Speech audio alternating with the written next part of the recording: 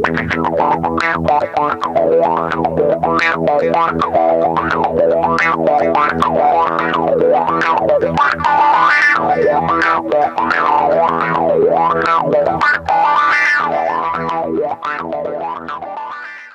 right, my friends, so here we are. We are on step number 5. We just completed step 4 where we were looking at how to program a robot to move in a square. And so we came up in the previous example walkthrough this little way to do that. We are now in step 5 where it wants us to use a gyro sensor and my blocks to program the driving base to drive in a square pattern 3 times and then drive in a triangle. So let's go ahead and move to a new project, a nice clean slate, and let's go ahead and begin this code. But before we do, let me go ahead and show you what I created for my track so that I can see if my robot truly is moving in a square and moving in a triangle. So what I've done here is I've taped down a square pattern right here in black so that you'll be able to see the robot move in the square. And then I've also taped a basic triangle pattern for me to program as well. The other thing that's really helpful, you'll notice I have extra set of tape here and across. This allows me, and those of you who do First LEGO League, you know this right up front, it allows me to start the same every single time. I've kind of got my 90-degree pattern, so I can eliminate one of those variables, make sure I'm not starting like this way one time, and feeling like it's never working. So I've got this set up for the most part. It's not pure science. If I wanted to, I would actually build a whole Lego backing, but I can line up my wheel to the black tape and the front to this black tape, and I know that I can run over and over again. So the first thing we want to do is we don't want to dive right in and just have it start programming in 3 squares and triangle and try to isolate it. First step we want to do is get this robot to be able to move in one cohesive square pattern first. So let's jump back to the code and see if we can make that happen. All right, so the program itself is telling us that we need to use my blocks to have our robot go in a square 3 times and then a triangle. So in order to do that, we're going to need this when this program starts, and you could adjust this any way you want. This is just one of many ways. And we know from our previous experience how to go down here to my blocks, and we're going to make a my block. And I'm just going to make 2 here. There are lots of ways to go about solving this problem, so just like all the previous projects we've done, this is just one of several ways to do it. So I challenge you to tweak and see if you can come up with your own before you dive into this, but if you need help, this is what it's here for. So we're going to make 2 my blocks, square and triangle, because these are the 2 things that we need. So I'm going to go ahead and get these organized here. And I know that for now, I just want to make sure that I can actually get my robot to move in just 1 square. So we're going to go here to define square, and I'm probably going to need to slide this over here a little bit.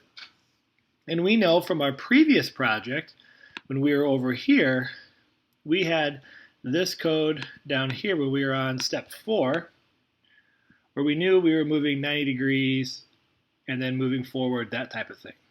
So I'm going to show you here just a different way to go about it. It's not all that different, but looks a little different. And what we're going to do here is we're going to start with our control, and we're actually going to put a repeat here. And we know now that 90 times 4 is 360, so we know we need to do 4 turns to get our robot going that way. We then want to go here to movement, and in this case, I'm going to keep everything to 2 rotations. A nice small square. You can make this larger if you want. It's up to you how big of a square, how big of an arena you want to set up for yourself or for your students and teammates to be able to do. But for the sake of the video demo, we're going to go 2 rotations. And as we move forward for 2 rotations, once we get there, I want to make sure that we start to turn on our robot. So I'm going to drag over a start moving block, and I'm going to pick one of these down here that allows us to incorporate a couple things: what direction we want to turn and the speed. So I'm going to stick to how we were turning in part 4, so right at 100. And I like this to go nice and slow. I want it to get a good accurate reading. I don't want it to be too jumpy. I'm then going to bounce over here to our sensors, and I'm going to find our gyro sensor, which I think is down here. There we go. And I'm going to add this in. Wait until the angle is I don't want less than, and I don't want greater than. I want changed more than. And I know that 90 degrees is what I need for a perfect square. I've tested my flooring, and I know that I want it to be as accurate as possible. And we're never going to have a precise element, but I know there's a little bit of error. So I've found for me that the caution is right around 88 degrees for the surface that I'm on. And you're going to have to maybe play around with this. Maybe it needs to be a little over 90 or a little under, or maybe it's right on 90. You kind of got to tinker with that for your robot. And I know that as soon as the gyro sensor reaches this change of 88 to 90 to whatever your little range is, I need to make sure the motor stops. If I don't put this block in here, the robot will continue to move just ever so slightly. And over the course of 4 turns in a square times 3, your robot can get off really, really quick and not actually perform the shape that you want it to. So the last thing that I want to do then to help just kind of ensure some of that is I'm just going to put a weight block. Now I'm going to make it 1 second just so it's a little more deliberate and obvious on the video. You may not have to wait that long for your own. But this way, we're going to move forward 2 rotations. We're going to begin to turn right at 10% until we change more than 88 degrees. We're going to turn the motors off. We're going to wait 1 second, and we're going to repeat this 4 times. So let's go ahead and download this and see how the robot looks. Okay, so I have my robot set up, all lined up, ready to go. I got my program queued up, so it should make 1 complete rotation around this black tape. Here we go. You can see that's going to go nice and slow here. Pause. There we go, sticking right to the outside of this square. I think we're in good shape here. Nice, there we go. See if we can get back to start here. Awesome. So we've made it relatively good square. I might tweak that just a little bit. Gotta make sure it gets back to base as smooth as possible. But now let's go ahead and write the program for the triangle. All right, so now here we are getting ready to write the code for the triangle. Now, the triangle shouldn't be all that difficult now because we just did all the heavy lifting writing the square when we did this. So actually what I can do is I can just right-click this. I'm going to hit duplicate. I'm going to drag this bad boy over just like so. Then maybe I'll slide this over here a little bit. And I'm going to run this. Okay.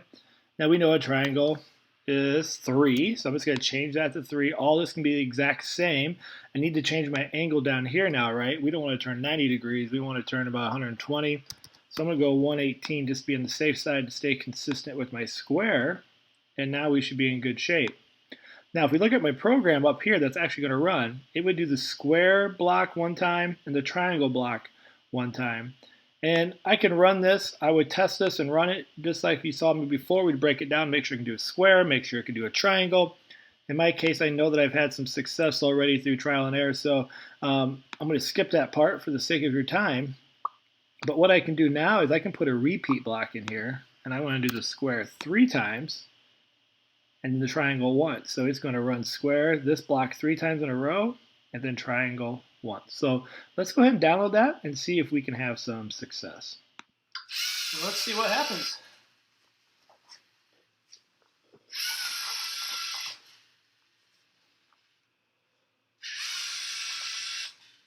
So far, so good. And there's 1. Come on now, let's go, let's get it.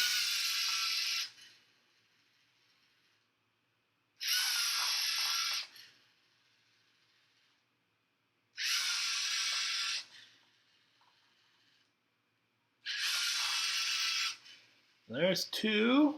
Got 1 more. Oh, we're off a little bit here. Uh-oh. So you can see here maybe that 88 degrees might be just enough off. I might have to tweak that to 89 degrees. But for the most part, we're still in good shape here. I'm not going to be too worried for this demo. And now our triangle.